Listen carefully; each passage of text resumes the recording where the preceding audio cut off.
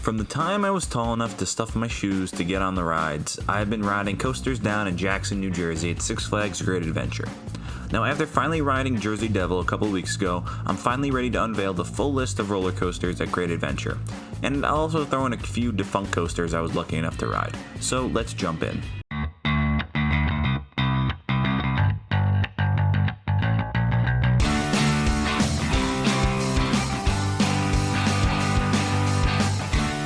Leading off the pack is the recently removed family coaster Roadrunner Railway. However, the park has teased a new spot near Jersey Devil as the park's 14th roller coaster, so look for it to return with a new orange paint job and possibly a mini devil theme. The park's true Kiddie coaster lands at number 14. Next, we have the oldest operating coaster in the park, Runaway Mine Train by Aerodynamics. Known for its iconic turn around the water and a random sharp airtime moment towards the end, this coaster isn't that comfortable. The small trains and the rough ride make this a skippable coaster once you have the credit. Now let's take this inside for number 12. One of the few themed coasters at the park, Skull Mountain is an indoor family coaster with some fun rock work outside with a waterfall. As for the ride itself, it's smooth and the dark adds some apparent speed, but the intensity versus a ride like Runaway Mountain at Six Flags Over Texas isn't really there, so all it gets is to number 12. Harley Quinn's Crazy Train comes up next. While smaller than Skull Mountain by a good amount and seemingly more family-oriented, the big X factor here are those trains. These mammoth 20-car trains allow older riders some real intensity in the back row, and unlike its clone up at Six Flags New England, this was a pretty smooth ride. A bit of a reach here, but I still have it over Skull Mountain barely for now. The first of the Defunct attractions is the former dueling wooden roller coaster Rolling Thunder. At 3,200 feet of track and a 96-foot drop from either side, these non-identical tracks were pretty rough throughout. In reality, the dueling aspect was the really only saving grace for this ride by the time I got to ride it late in its life, and it was on the top list of Six Flags to RMC before meeting its demise. The last chunk of track still sits below El Toro's final airtime moment today, so go take a look next time you're in the park. This next one is a bit odd, as it's a former Intamin Gen 1 freefall ride, Stuntman's Freefall. I'm not sure if these technically count as coasters, but they are gravity-powered rides on a track, but they really are straight freefalls. Either way, it was an absolute blast of a ride, and with only one left in the country, I really hope my next trip to Dorney has Demon Drop open. I'll let you guys decide whether or not it's a credit. Back to the current coasters, and rounding out the top 10 is the Dark Knight. The low point of the park's mediocre additions in the post-El Toro era, this cloned indoor Wild Mouse from Mock Rides really leans on its Batman theme, but it falls flat in the experience. While the pre-show and the cars are a nice touch, it isn't really enough to make this any more than a slightly above average Wild Mouse ride. Another meh addition in the early 2010s, the park brought in Green Lantern in 2011. This was formerly known at Kentucky Kingdom as Chang, and it's a massive B&M stand-up coaster featuring 5 inversions and a 144-foot drop. On paper, this seems like a really strong replacement for the old Arrow Looper that was here beforehand, but it just doesn't quite hit. For one, the park already featured 3 other B&M loopers in Batman, Bizarro, and Superman, so a fourth kinda just seems redundant. Then add in the typical stand-up complaints of an uncomfortable train, a strong rattle after relocation, and the headbanging to make one of the more hated-on rides in the park. The final Defunct coaster on this list is Great American Scream Machine, an Arrow Mega Looper that operated from 1989 to 2010. Debuting as the world's tallest and fastest looping coaster, this was one of the 3 sister coasters from Arrow, including Viper at Six Flags Magic Mountain and Shockwave at Six Flags Great America. 7 inversions, including a Batwing, made this a thrilling and intense coaster that suffered from the average Arrow issues. Janky transitions and headbanging left many riders with a bad taste in their mouth. That being said, I think it could have been a much better mainstay than Green Lantern, with some real TLC, and kept the lineup more diverse if it was still there. You won't see any other Defunct rides like Chiller on the rest of this list, as unfortunately I didn't get the pleasure of riding them. The final of 3 coaster editions between El Toro and Jersey Devil, Joker is a 4D free spin from S&S. Now, unlike the last 2, this ride brought something a little different to the park, at least at the time, as it was only the second one in the chain. Now, I remember being really excited to finally try a 4D coaster, even if they have since filled the chain. A credit that can be skipped especially if you have ridden a clone, but it can really supply one of the more intense experiences depending on the ride you get.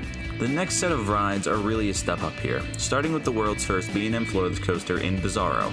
Opening in 1999 as Medusa, the ride received a retheme, repaint, and new elements in 2009. Now featuring near misses, fire effects, and the occasionally working on-ride audio. This flips riders a park best 7 times with a pretty stereotypical B&M layout. That being said, it's still a really fun experience. I love the corkscrews around the metal drill and diving into the fire effects. Unfortunately, this ride is far from as smooth as it used to be, and it definitely has a rattle now. It's developed through the years, as well as the occasional headbanging in a couple of the elements. Since it's usually a really short wait to ride, I try to hit the front few rows to try to avoid some of those issues a bit. Now, the elements have been replicated on many coasters as well, which has led it to become a bit more dry than it used to be, but I still think it's one of my favorite floorless coasters. Now, before my last re-ride, I would have had Bizarro here in the 6th spot, but I rode the back row on Superman a couple weeks ago and it was just different. I've always wished that this ride was longer and had more inversions instead of those overbanks in the middle of the ride that really just feel like nothing towards the front of the train. However, I got that back row ride for the first time in years, and the difference was really substantial. First, the pretzel loop was even more face melting than usual, but the overbanks actually yanked the trains around the bend, supplying some great forces that you miss in the front row. It earned itself a bump in my personal rankings overall by about 4 spots, and it moved 1 spot above the floorless coasters here. That being said, it could still use some extra elements or some theming to fly throughout the course, but it's really just a parking lot coaster. Moving on to a cloned classic. 1993 saw the addition of Batman the Ride, a B&M inverted coaster. Now, many enthusiasts have experienced this layout in some form or another, as it has 12 installations worldwide, featuring an extremely compact 5 inversions and intensity-filled layout. While consistently overshadowed by the bigger coasters in the park and knocked for being everywhere else, it doesn't really change the fact that this was cloned because of how good of a coaster it really is. It's everywhere for a reason, and that helix may just rip your legs off, so it comes in at number 5. Now we're up to the big 4. How about we start it off with the world's tallest and formerly fastest roller coaster in the world. King of the Ka launches riders 128 miles per hour up a massive top hat to a 456-foot apex before diving down a spiral drop and completing a 129-foot bunny hill for some nice floater airtime. Stealing the accolades from Dragster at Cedar Point, this coaster offers a really unique experience that feels like you're being launched in a space shuttle followed by diving off a skyscraper.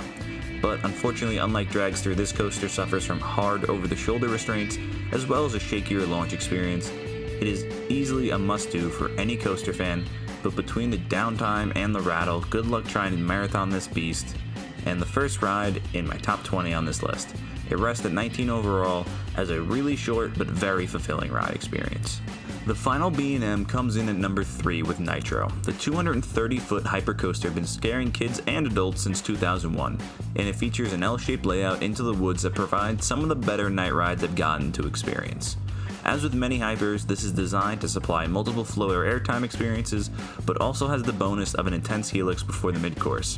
While it does suffer from inconsistency in speed, as some days it feels really sluggish, this ride's best is something special.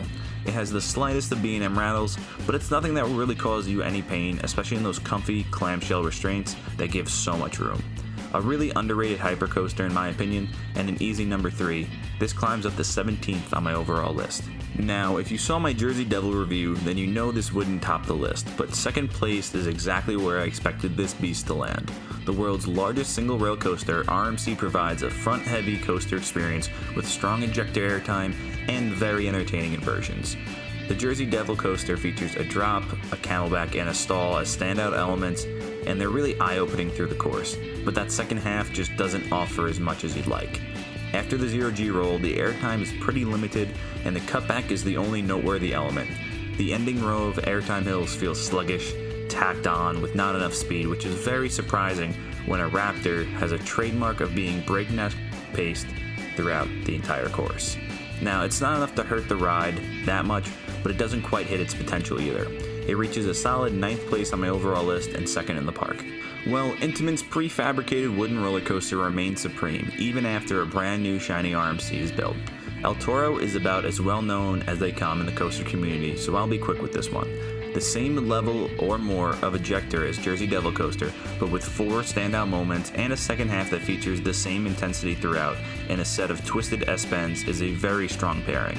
Throw in the single lap bar and no shoulder straps like Jersey Devil, and Toro overcomes the roughness that arises in patches to be the best in the park. At the moment, the roughness lies in that turnaround. It needs a little bit of patchwork, but this coaster continues to command my impactful 5th overall on my list behind only Twisted Timbers, Maverick, I-305, and Steel Vengeance. Now overall this park is loaded, 5 B&Ms, 2 massive Intamins, and a sparkly new RMC. Choosing the top coasters is never easy here, but let me know what your choices are. For more coaster rankings, check out the rest of the playlist, and for daily content, head on over to Island Coasters on Instagram. Till next week, that's all from the shores of Island Coasters.